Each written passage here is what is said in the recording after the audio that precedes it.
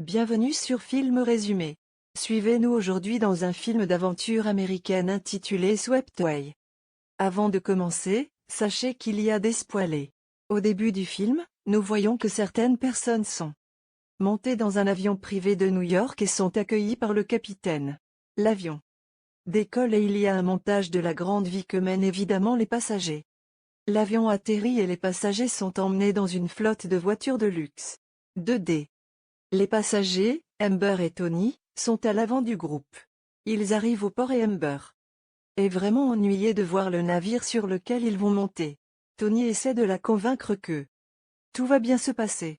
Ils sont tous accueillis par le capitaine du navire, mais Amber est vraiment snob vers eux. L'un des membres de l'équipage nommé Pepe est en colère contre son attitude et la façon dont le capitaine se comporte avec elle, mais il est chargé de lui montrer sa cabine. Elle pose ensuite des questions sur la salle de gym. Et Pepe dit qu'il lui apporterait le gymnase. C'est juste un vélo d'exercice et elle a crié dessus. Son mari. Pepe apporte alors une corde à sauter, avec laquelle elle menace d'étrangler le capitaine. Au dîner, une autre passagère nommée Debbie s'enthousiasme pour ce voyage de la Grèce à l'Italie. L'autre. Les invités se moquent d'elle avant que Tony n'arrive habillé avec des involtures. Amber est agacée par ce qu'ils avaient. Tous ont accepté de s'habiller pour le dîner. Dans la cuisine, Pepe dit au capitaine qu'il peut s'occuper d'Amber mais le capitaine dit qu'il est bien payé pour faire ce travail. Les invités nagent, sauf Amber. Pepe essaie d'être gentil avec elle. Mais elle est horrible. Plus tard, Amber est sur le vélo pour débattre du capitalisme contre le communisme. Puis l'argent et la gloire. Pepe écoute et dit au capitaine qu'elle est impolie et sans cœur. Tout à coup, elle lui fait claquer des doigts, exigeant de l'eau et une serviette. Il s'exécute à contre-cœur. Plus tard, lorsque les invités prennent un bain de soleil, Pepe empêche deux membres d'équipage de les espionner mais regarde ensuite. Pendant un certain temps lui-même. Avis Ambre. Elle continue de le traiter horriblement tout au long de la journée. Les invités jouent ce soir-là pendant que Pepe pêche. On dit qu'il était pêcheur à plein temps jusqu'à la pollution et a mis fin. Il lui demande son avis et il dit que les produits chimiques ont fait la vie plus facile pour certains mais plus facile ne signifie pas meilleur, l'argent corrompt les principes des gens. Au petit déjeuner, Amber se plaint de la nourriture et finalement Pepe claque et jette le bol au-dessus de sa tête. Elle crie à Tony de faire quelque chose mais Pepe l'avertit de ne pas le faire et ensuite jette Amber par-dessus bord et dans la mer. Mais, tout était dans son imagination et à la place. Il le ramène à la cuisine. L'équipe de cuisine goûte la nourriture et détermine que tout va bien. Le capitaine leur dit de le cuisiner à nouveau quand même. Il va s'excuser auprès d'Amber et elle demande s'ils sont punis parce qu'ils sont riches. Il dit bien sûr que non et il aime leur argent. Les invités passent une journée à terre et à leur retour, Amber surprend Pepe juré au capitaine. Elle se plaint mais le capitaine parvient à l'apaiser. Elle insiste pour qu'il lui cuisine le poisson qu'elle a acheté ce jour-là pour le dîner. Le chef refuse de cuisiner le poisson de mauvaise qualité qu'elle a fourni. Alors à la place, il cuisine le poisson de Pepe et le lui serve à la place. Elle n'en a aucune idée. Cette nuit-là, le bateau se balance et alors que Pepe transporte un poisson dans le couloir, il se cogne dans Ambre. Elle commence à flirter un peu avec lui car elle est assez ivre et essaie de l'empêcher de qui passe. Elle demande une danse mais il dit qu'il ne dansera pas avec des gens qu'il n'aime pas. La nuit suivante, les femmes veillent à jouer aux cartes et à boire. Ambre va sur le pont et Pepe regarde à distance. Elle le remarque en train de l'observer et s'éloigne. Le lendemain, les autres invités visitent des grottes laissant Amber derrière eux. Elle insiste sur le fait qu'elle veut aller aussi et Pepe est chargé de la prendre. Bien qu'il pense que c'est une mauvaise idée en raison de la distance et le courant, il oblige. Alors qu'il se dirige vers la grotte, le moteur tombe en panne. Pepe essaie de le redémarrer mais en vain. Amber s'inquiète qu'il dérive trop loin et il lui dit qu'il l'a prévenu du courant. La nuit tombe et ils sont toujours à la dérive. Ambre est furieux.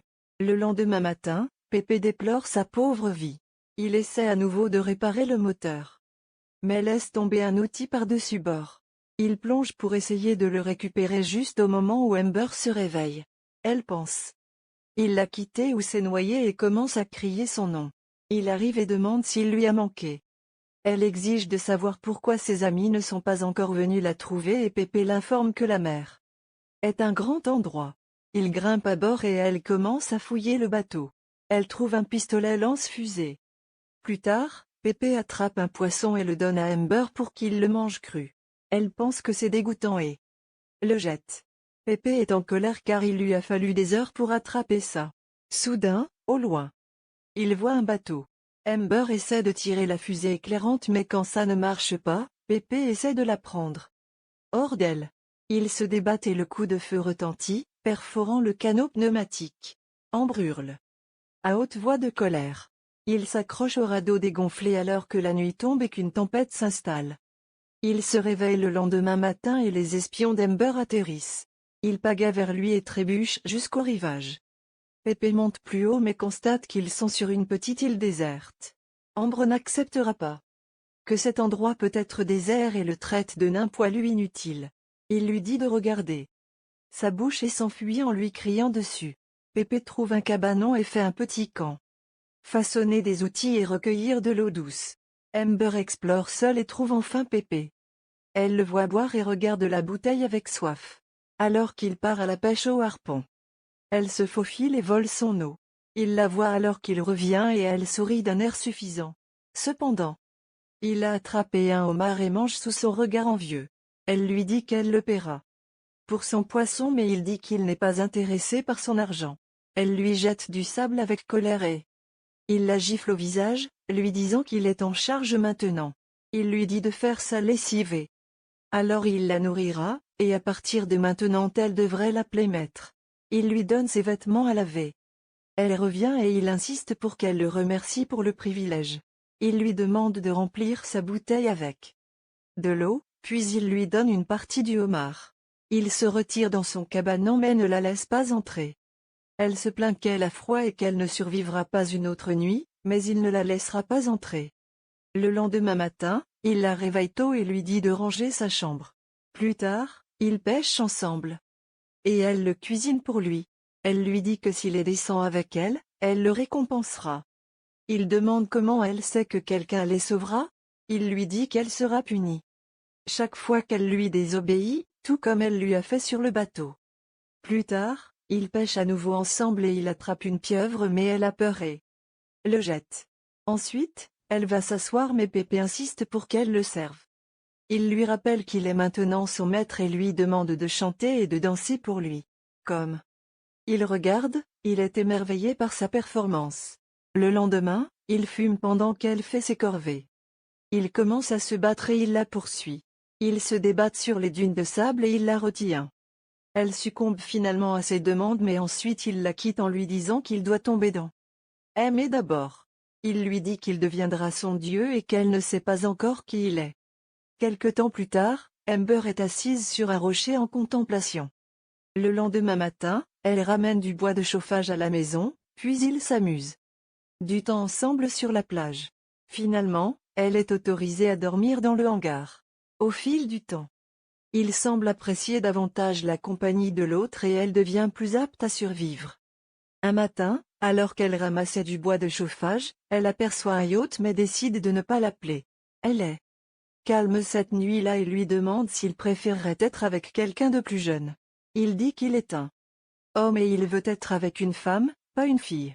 Il commence à pleuvoir et Pépé découvre à l'intérieur une bouteille d'alcool et commence à boire.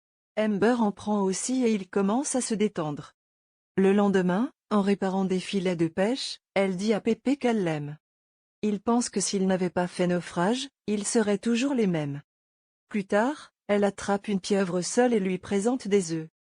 Il lui dit qu'il lui a fait ce qu'il fallait faire. Elle lui lance joyeusement les œufs. Et il la poursuit. Ils passent plus de temps heureux ensemble et ses compétences et son attitude s'améliorent. Quelque temps plus tard, ils se réveillent ensemble sur la plage et voient un yacht au large de la côte. Elle le supplie de ne pas l'appeler mais il dit que si elle l'aime alors elle doit le prouver dans le vrai monde. Elle continue de mendier mais il insiste. Les deux sont finalement sauvés. Leur sauveteur dit à Amber qu'elle a fait la une des journaux.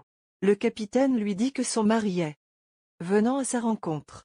Il poursuit en disant à Pépé qu'ils sont partis depuis plus d'un mois et que tout le monde a parlé d'eux. Son mari est riche et Pépé sera bien récompensé. Au port, Tony remercie Pépé pour ses services.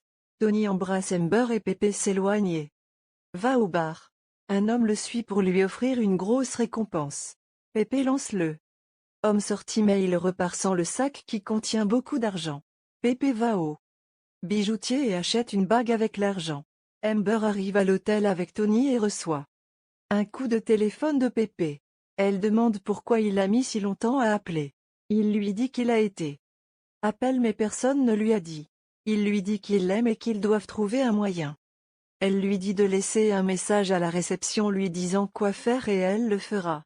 Il écrit une lettre lui disant qu'il aura un bateau qui attendra leur fugue le matin. Et le remet à la réceptionniste de nuit, lui disant de le donner à Amber uniquement. Amber se réveille le matin et vérifie les messages. Soudain, Tony la rejoint et la réceptionniste leur donne une lettre, mais il s'agit de l'hélicoptère. Il monte dans l'hélicoptère plus tard alors que Pépé attend au port. Tony passe à Amber une enveloppe avec un billet